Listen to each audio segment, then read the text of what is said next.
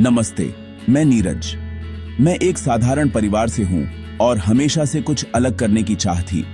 बचपन से ही मैंने देखा है कि हमारे आसपास के लोग या तो नौकरी करते हैं या फिर पारंपरिक खेती, लेकिन मेरे मन में हमेशा से एक सवाल था, क्या मैं कुछ नया कर सकता हूं? क्या मैं अपने घर की चारदीवारी के अंदर ही कोई अनोखा काम शुरू कर सकता हूं? आज मैं आपको अपनी कहानी सुनाने जा रहा हूं, कैसे मैंने अपने घर के एक बेकार कमरे में मशरूम उगाने का सपना देखा। ये ख्याल अचानक नहीं आया, बल्कि कई दिनों तक दिमाग में घूमता रहा। जब भी उस कमरे को देखता, लगता कि ये जगह किसी काम की नहीं है, बस कबाड़ जमा करने के लिए है। लेकिन कहीं ना कहीं दिल में उम्मीद थी कि शायद इसी जगह से कुछ बड़ा शुरू हो सकता है। एक दिन YouTube पर एक वीडियो देखा, घर में मशरूम उगाकर लाखों कमाए। वीडियो में एक आम आदमी की कहानी थी, जिसने अपने घर के छोटे से कमरे में मशरूम उगाना शुरू किया और आज उसकी कमाई लाखों में है। उस वीडियो ने मेरे मन में एक नई उम्मीद जगा दी। लगा, अगर वो कर सकता है तो मैं क्यों नहीं। पहले तो हंसी आई, लगा ये सब दिखावा है। इंटरनेट पर तो बहुत कुछ दिखाते हैं, लेकिन असलियत में ऐसा होता है क्या? मन में शक था कि कहीं ये सब झूठ तो नहीं, लेकिन फिर भी दिल के किसी कोने में एक क्यूरियोसिटी थी। जानना चाहता था कि ये सच है या सिर्फ एक सपना। मन में सवाल थे, क्या सच में घर में मशरूम उग सकते हैं? क्या ये इतना आसान है जितना वीडियो में दिखाते हैं? क्या मुझे कोई खास ट्रेनिंग चाहिए? क्या मैं अकेले ये सब कर पाऊंगा? ऐसे कई सवालों ने मुझे घेर लिया था। क्या बहुत पैसा और बड़ी जगह चाहिए? क्या मेरे पास जितना है उतना काफी होगा?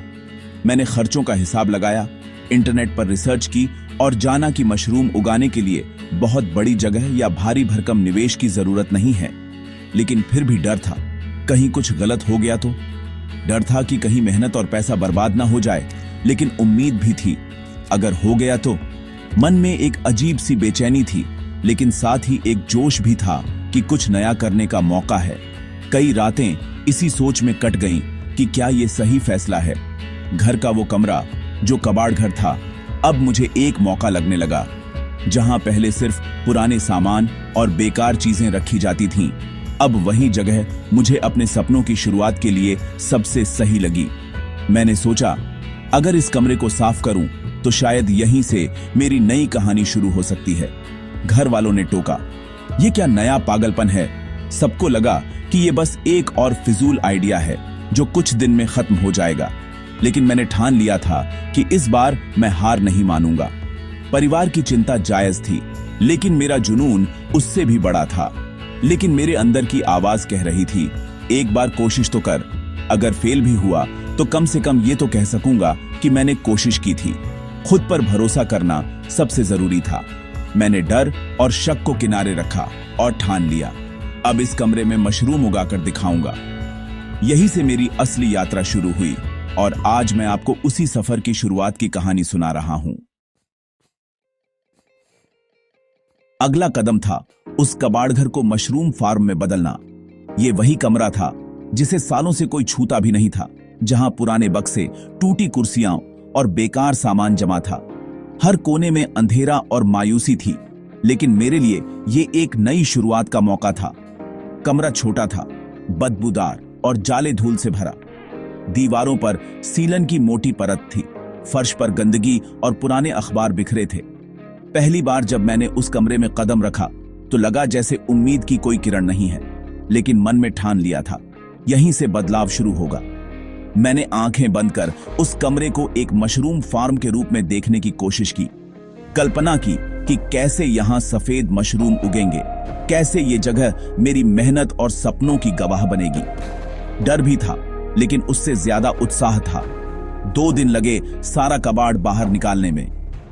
हर बार जब कोई पुराना सामान बाहर जाता तो लगता जैसे कमरे के साथ साथ मेरा मन भी हल्का हो रहा है। कबाड़ हटाते हटाते कई बार थक गया, लेकिन हर खाली होती जगह में एक नई उम्मीद दिखने लगी। दीवारों पर सीलन, फर्श पर धूल, सब साफ किया।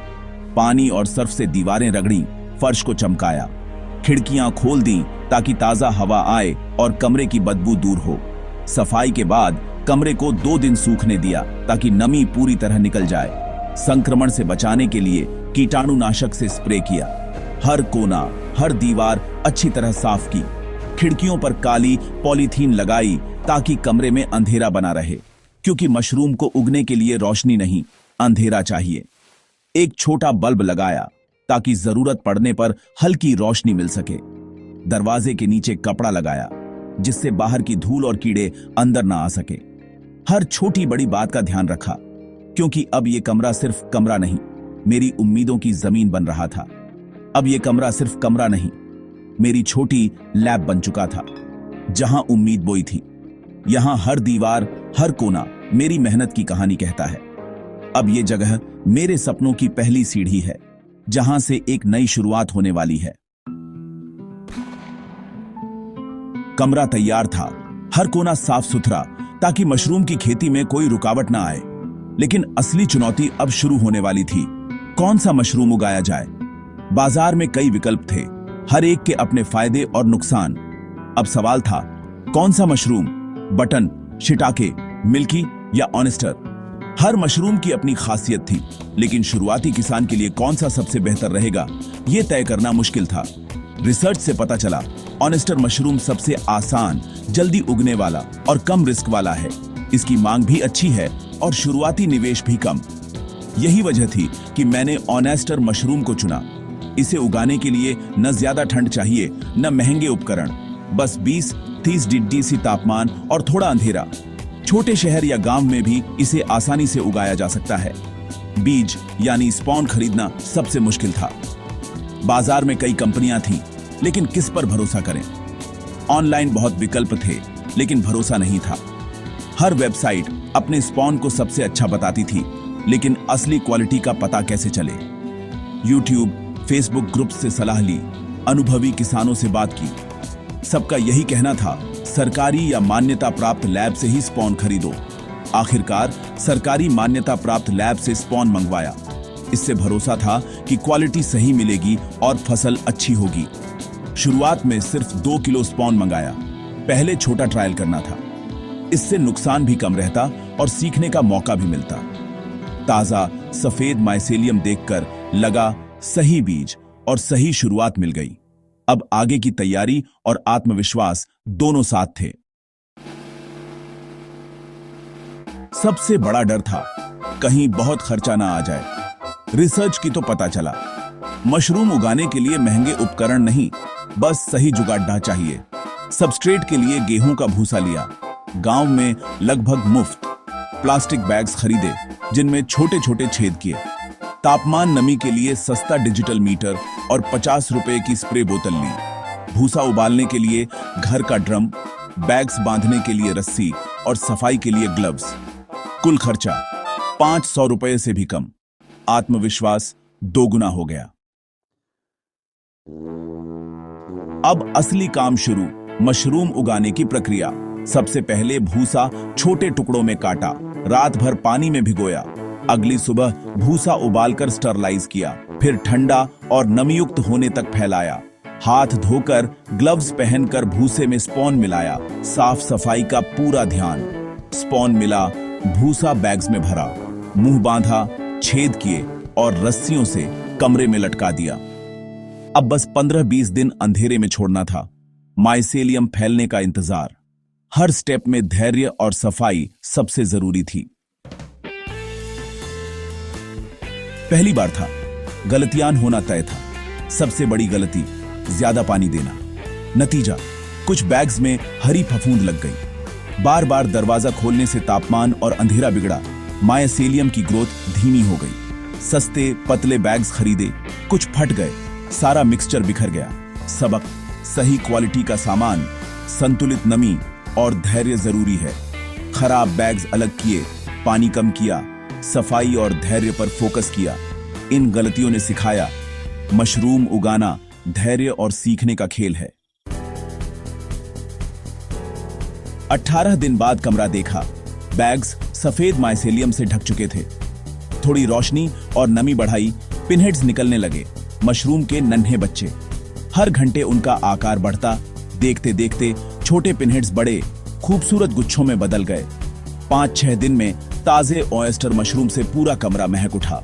पहली फसल काटी, 300-400 ग्राम के गुच्छे। अपने हाथों से उगाए मशरूम, परिवार को खिलाया, सबने तारीफ की, मेहनत सफल हो गई। इस जीत ने आत्मविश्वास दिया, अब कुछ भी कर सकता हूं। सबसे बड़ा सवाल, खर्चा और कमाई कितनी? 2 kilo spoon, polythene bags, digital meter, spray बोतल, रस्सी, ग्लव्स, कुल खर्चा लगभग 900 रुपए। भूसा गांव से मुफ्त मिला। 10 बैग्स से करीब 7 किलो ताजा मशरूम मिला। कुछ बैग्स खराब भी हुए थे। उस समय रेट था 200 रुपए किलो। पड़ोसियों और सब्जी वालों को बेचा। कुल कमाई 1400 रुपए, मुनाफा 500 रुपए।